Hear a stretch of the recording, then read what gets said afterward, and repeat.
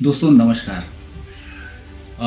मैं विनय कुमार मेरे चैनल पे आपका स्वागत करता हूँ। और जैसा कि पिछले दो एपिसोड में हमने फिल्म मुग़ल-ए आज़म से रिलेटेड कुछ जानकारियाँ हमने प्रस्तुत की हैं, तो आइए इसी सिलसिले को आगे बढ़ाते हुए हम देखते हैं कुछ किस्से, कुछ कहानी, कुछ जानकारियाँ। दोस्तों, सन 1922 में दो घटनाएं एक साथ होती हैं। इन घटनाओं का आपस में कोई सरोकार होता है या नहीं होता है, हम आगे चल के पता करते हैं। दोस्तों, 1922 में जहां एक नाटककार इम्तियाज़ अली ताज ने एक मशहूर नाटक लिखा जिसका नाम था अनारकली। दोस्तों, वहीं लाहौर से काफ़ी दूर उत्तर प्रदेश के इटावा ज़िले में 14 जून 1922 को डॉक्टर फजल करीम और बीवी गुलाम फातिमा के घर एक बच्चे का जन्म होता है और जिस बच्चे का नाम रखा जाता है करीमुद्दीन आसिफ। और इन दोनों घटनाओं का रिश्ता 1940 के आसपास में जाकर एक दूसरे से कनेक्ट होता है। दोस्तों, जो आसिफ साहब थे वह बचपन में ही बड़े ही ज़िद्दी स्वभाव के थे, जिसके कारण उनके पढ़े लिखे माता पिता होने के बावजूद वो सिर्फ 8वीं तक ही पढ़ाई कर पाए। वैसे इनके परिवार के रिश्ते दूर दूर तक फैले हुए थे और वहीं फिल्मी जगत में भी कुछ लोगों से इनके ताल्लुकात थे, जिसमें आसिफ साहब की जो बड़ी बहन है उनके पति नाजिर अहमद खान साहब फिल्म जगत के जाने माने कलाकार थे। इनके भरोसे आसिफ साहब बॉम्बे आए और उन्हीं के पास रहकर उन्होंने उनसे फिल्म मेकिंग की कुछ ट्रेनिंग्स ली। दोस्तों, इस कहानी के एक अहम किरदार हैं कमाल अमरोही साहब। अमरोही साहब की लिखी हुई और के आसिफ साहब की डायरेक्ट की हुई 1945 में रिलीज़ हुई पहली फिल्म थी जिसका नाम था फूल, जो कि बॉक्स ऑफिस पर काफ़ी सफल हुई। इसी फिल्म पर काम करते हुए आसिफ साहब और कमाल अमरोही साहब ने मुग़ल-ए आज़म पर काम करने का साथ में फैसला किया।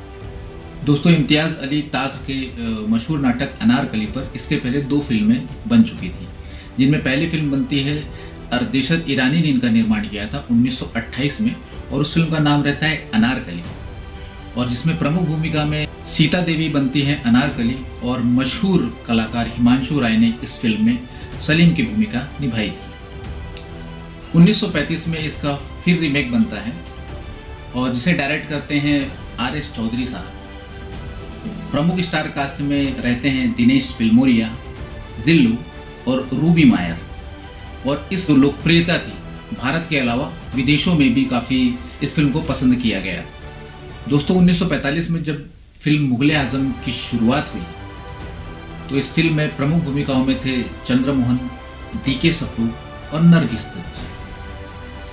तो फुल फिल्म की जब शूटिंग हो रही थी उसी दौरान सिराज अली साहब को जब के आसिफ साहब ने मुग़ल-ए आज़म की जब कहानी सुनाई तो वो उस फिल्म के लिए प्रोड्यूस करने के लिए राज़ी हो गए, क्योंकि उन्होंने के आसिफ साहब का जो काम है, उनका जो हुनर है और उनकी जो कला है उसको उन्होंने फुल फिल्म में उन्होंने काम करते करते साथ में देख लिया था। दोस्तों, जो फिल्म के जो प्रोड्यूसर थे सिराज अली साहब, वो के आसिफ साहब से इतने प्रभावित थे कि 1945 में उन्होंने बॉम्बे टॉकीज़ को खरीद कर के आसिफ साहब के सुपुर्द कर दिया कि भैया अब आप इस फिल्म पर काम शुरू करिए।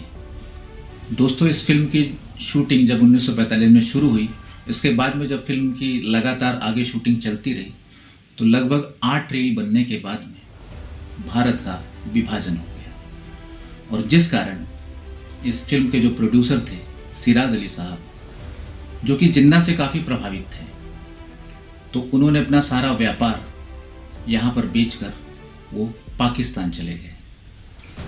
दोस्तों, विभाजन का असर जैसा कि देश इस दंश को झेलता रहा तो इस फिल्म के साथ में भी यही समस्याएं आईं और इस फिल्म के मशहूर कलाकार चंद्रमोहन का 1949 में अचानक से निधन हो जाता है और के आसिफ काफ़ी मायूस हो जाते हैं कि अब इस फिल्म का निर्माण कैसे होगा। दोस्तों, लोगों को लगा कि अब आसिफ साहब क्या करेंगे, लेकिन जैसा कि मैं पहले ही आपको बता चुका हूँ, आसिफ साहब बचपन से ही जिद्दी स्वभाव के थे वो कुछ न कुछ उन दिनों उन समय पर कुछ न कुछ करते ही रहते थे। आसिफ साहब कोई चुपचाप बैठे रहने वालों में से नहीं थे। इसी दौरान उन्होंने लैला मजनू नाम की एक फिल्म की अनाउंसमेंट की, लेकिन कुछ कारणों से वो फिल्म शुरू नहीं हो पाई। इसके बाद उन्होंने शहीद भगत सिंह नाम की एक फिल्म का भी अनाउंसमेंट कर दिया, और तो और इसके साथ में उन्होंने एक क्लियोपैट्रा नाम की फिल्म का भी अनाउंसमेंट वो इसी दौरान कर चुके थे। दोस्तों, जैसा कि बता ही चुका हूँ कि अपने ज़िद्दी स्वभाव के कारण आसिफ साहब कुछ न कुछ करते रहते थे, लेकिन जहन में उनकी एक ही फिल्म रहती थी जिसका नाम था मुगले आजम।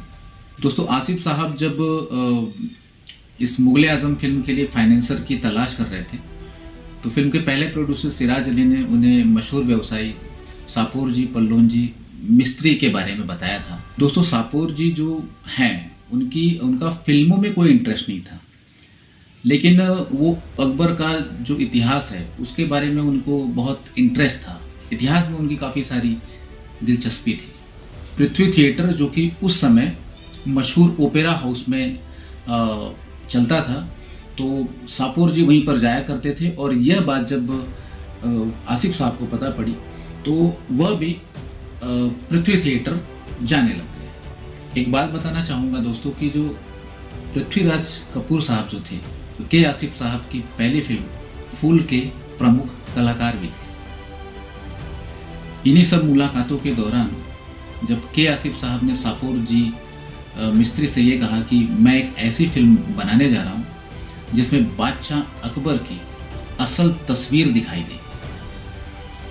ये वो तस्वीर है जो आज तक किसी ने भी बादशाह अकबर की आज तक देखी नहीं। दोस्तों, मशहूर लेखक शहादत हसन मंटो के अनुसार के आसिफ साहब किसी भी फिल्म के सीन का जब प्रेजेंटेशन देते थे तो इस तरीके से देते थे कि वह फिल्म आपकी आंखों के सामने चल रही है। वह जब उस फिल्म का नरेशन करते थे तो वह फिल्म लोगों की आंखों के सामने वह तस्वीर चलती रहती थी। दोस्तों, के आसिफ साहब जब किसी भी को भी जब इस फिल्म की कहानी सुनाया करते थे तो वह हर किरदार के साथ में अपने शरीर का हाव भाव और अंग प्रत्यंग तक बदल दिया करते थे।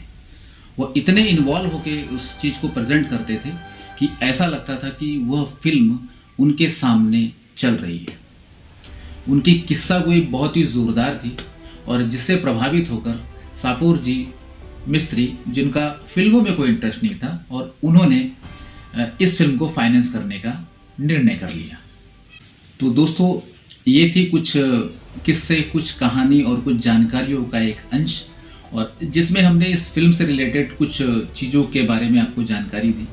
तो ये जो जानकारी अभी तक हमने प्रेजेंट की कि ये थी कहानी अभी तक की इस फिल्म की शुरुआत किस तरीके से हुई, और आगे आने वाले एपिसोड्स में हम और भी चर्चा करेंगे, जिसमें हम इस फिल्म की कास्ट, इस फिल्म के टेक्नीशियंस, इस फिल्म के सेटअप, इस फिल्म का बजट, हम इत्यादि इत्यादि भी आपसे डिस्कशन करते रहेंगे। दोस्तों, एस्टर्लिंग इन्वेस्टमेंट कॉरपोरेशन, जिन्होंने इस फिल्म को प्रोड्यूस किया था, इस फिल्म को फाइनेंस किया था, तो जिनके ऑनर थे सापोर जी पल्लोन जी मिस्त्री, तो उनकी आने वाली जो पीढ़ियों ने, उनके बाद में जो उनके सुपुत्र या जो भी उनके उत्तराधिकारी हैं, उन्होंने इस फिल्म का तो निर्माण किया ही, उन्होंने इस मुगले आजम से रिलेटेड एक नाटक का ऑल ओवर वर्ल्ड में काफ़ी जगह पर इसका मंचन किया जा रहा है। दोस्तों, इस फिल्म की इतनी बड़ी ताकत है, इस फिल्म की इतनी बड़ी खूबसूरती है कि ऑल ओवर वर्ल्ड में इस नाटक का मंचन किया जा रहा है, और अभी अमेरिका के टाइम्स स्क्वायर में इसे एक छोटी सी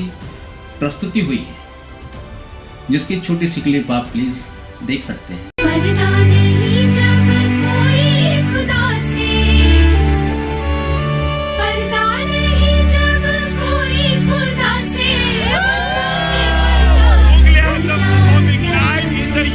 Give it up for Mughal Azam.